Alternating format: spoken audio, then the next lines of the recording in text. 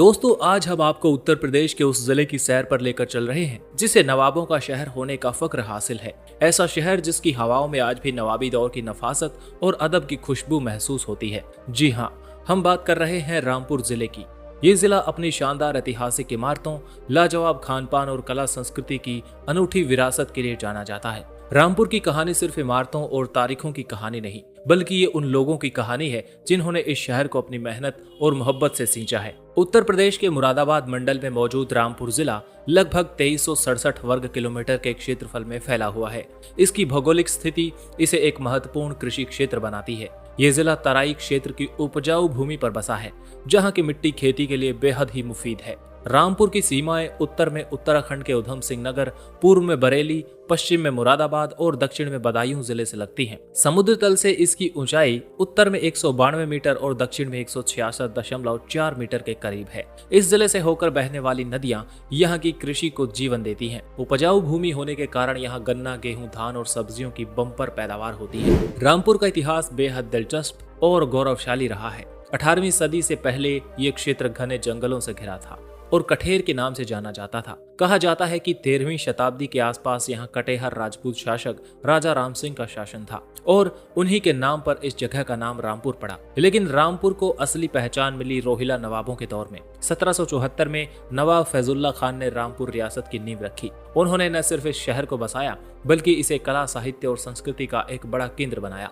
उनके बाद के नवाबों ने भी इस विरासत को आगे बढ़ाया। रामपुर के नवाबों ने शिक्षा, संगीत और वास्तुकला को बहुत संरक्षण दिया, जिसकी छाप आज भी शहर के कण कण में दिखाई देती है। भारत की आजादी के बाद 1 जुलाई 1949 को रामपुर रियासत का भारत में विलय हो गया और 1 दिसंबर 1949 को इसे उत्तर प्रदेश का एक जिला बना दिया गया। रामपुर की संस्कृति गंगा जमुनी तहजीब की एक जिंदा मिसाल है। यहाँ की बोली, रहन सहन और त्योहार में आपको एक खूबसूरत मिश्रण देखने को मिलेगा। रामपुर को दिल्ली और लखनऊ के बाद कविता का तीसरा सबसे बड़ा केंद्र माना जाता था। नवाबों के दरबार में शायरों और कवियों को बहुत सम्मान दिया जाता था और ये परंपरा आज भी यहाँ के लोगों में जिंदा है। रामपुर का संगीत घराना भी बहुत ज्यादा प्रसिद्ध रहा है। यहाँ के खान पान की तो बात ही निराली है। रामपुरी व्यंजन अपने शाही स्वाद और अनोखे मसालों के लिए दूर दूर तक मशहूर है। यहाँ का ताउर कोरमा, नरगिसी कोफ्ता और हलीम का स्वाद जिसने एक बार चख लिया वो कभी भूल नहीं सकता। इसके अलावा रामपुर का चाकू उद्योग भी बहुत पुराना है। यहाँ के कारीगरों द्वारा बनाए गए चाकू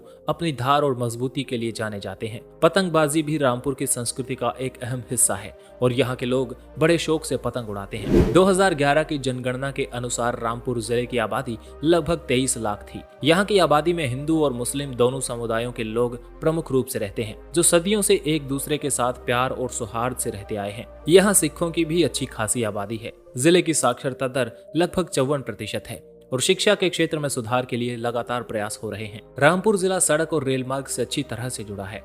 राष्ट्रीय राजमार्ग 24 इस जिले से होकर गुजरता है, जो इसे दिल्ली, लखनऊ और बरेली जैसे बड़े शहरों से जोड़ता है। जिले का इंटरनल रोड नेटवर्क भी काफी मजबूत है, जो गाँव को शहरों से जोड़ता है। रामपुर जंक्शन एक प्रमुख रेलवे स्टेशन है, जो दिल्ली, लखनऊ और हावड़ा अमृतसर रेल लाइन पर मौजूद है। यहाँ से देश के लगभग सभी बड़े शहरों के लिए ट्रेनें आसानी से मिल जाती हैं। हवाई मार्ग की बात करें तो यहाँ का सबसे नजदीकी एयरपोर्ट पंतनगर और बरेली में है। रामपुर की अर्थव्यवस्था मुख्य रूप से कृषि पर आधारित है।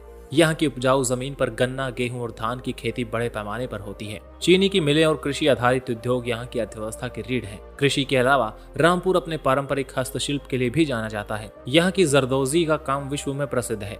कारीगर रेशम और मखमल के कपड़ों पर सोने और चांदी के तारों में बेहद खूबसूरत कढ़ाई करते हैं। ये कला यहाँ के हजारों परिवारों की रोजी रोटी का जरिया है। इसके अलावा पतंग बनाने का उद्योग और मेंथा ऑयल का उत्पादन भी यहाँ की अर्थव्यवस्था में महत्वपूर्ण योगदान दे रहा है। यहाँ के आकर्षणों की बात की जाए तो रजा लाइब्रेरी रामपुर की सबसे बड़ी पहचान है। नवाब फैजुल्ला खान द्वारा स्थापित ये लाइब्रेरी ज्ञान का एक अनमोल खजाना है। यहाँ हजारों की संख्या में दुर्लभ पांडुलिपियां, मुगल काल की पेंटिंग्स और ऐतिहासिक दस्तावेज मौजूद हैं। दिल्ली के राजघाट के अलावा राष्ट्रपिता महात्मा गांधी की एक समाधि रामपुर में भी मौजूद है।